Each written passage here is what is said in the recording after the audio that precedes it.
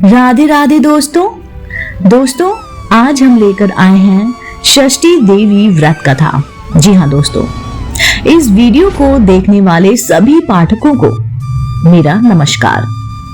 प्रिय दोस्तों, आज इस वीडियो के माध्यम से हम षष्ठी देवी की महिमा के बारे में जानकारी देने वाले हैं।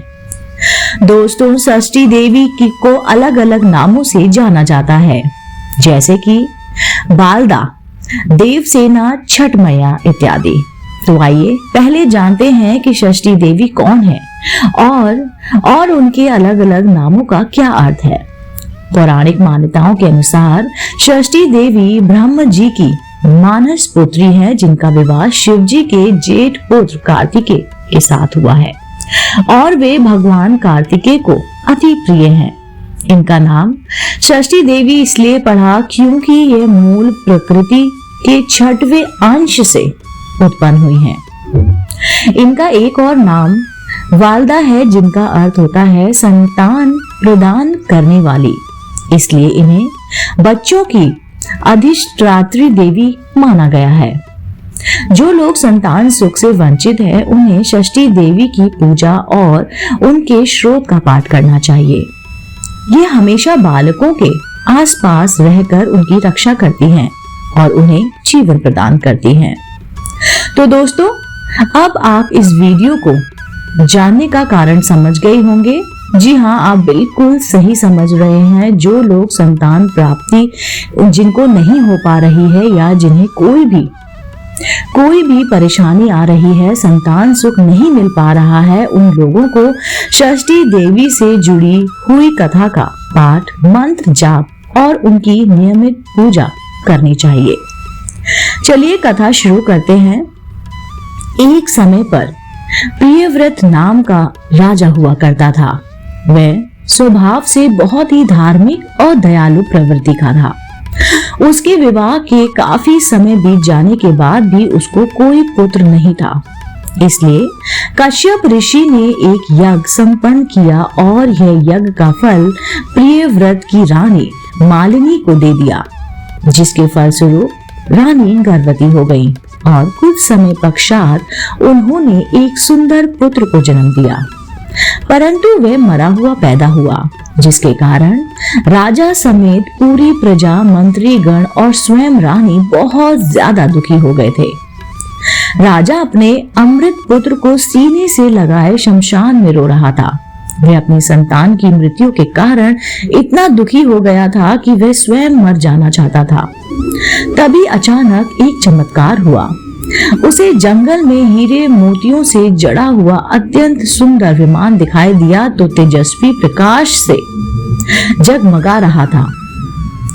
उस रथ पर एक गौर वर्ण की अत्यंत सुंदर स्त्री बैठी हुई थी, जिसने रत्नों से जड़े सुंदर आभूषण पहने हुए थे और उनके नैन नक्श अत्यंत सुंदर थे, जिसे देखकर लगता था मानो उनकी आयु रुक गई हो।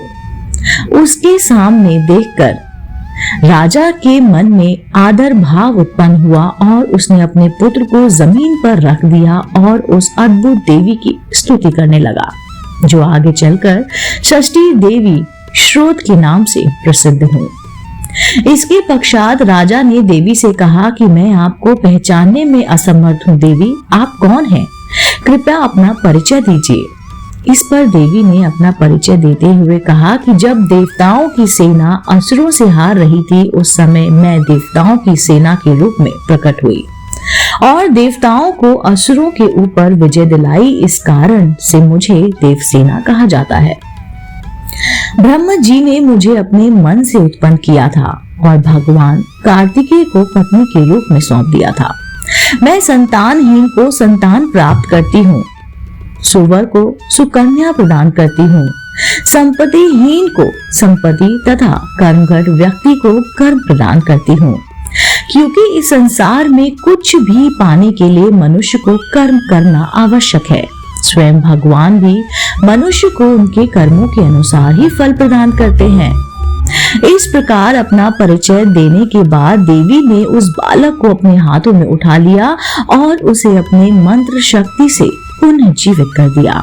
और उसे आकाश की ओर अपने साथ ले जाने लगी। उस समय राजा ने एक बार फिर से श्रोत पढ़कर देवी की स्तुति की, जिससे देवी प्रसन्न हो गई और राजा से कहा कि तुम इस संसार में मेरी पूजा की शुरुआत करोगे और इस संसार को मेरे पूजा का महत्व भी समझाओगे, तभी मैं तुम्हारा पुत्र तुम्हें वापस लौटाऊंगी। फिर राजा ने हाँ कहने पर देवी ने राजा का पुत्र उसे लौटाते हुए कहा कि इसका नाम सुव्रत होगा और यह अत्यंत तेजस्वी, प्रतिभाशाली, पराक्रमी एवं कुल का नाम रोशन करने वाला कुल दीपक होगा। तभी से राजा प्रियवंत हर महीने की शुक्ल पक्ष की षष्ठी तिथि को षष्ठी देवी की पूजा कराने लगा। तभी से शिशु के जन्म के 6वें दिन छठ माता की पूजा करने की प्रथा शुरू हुई।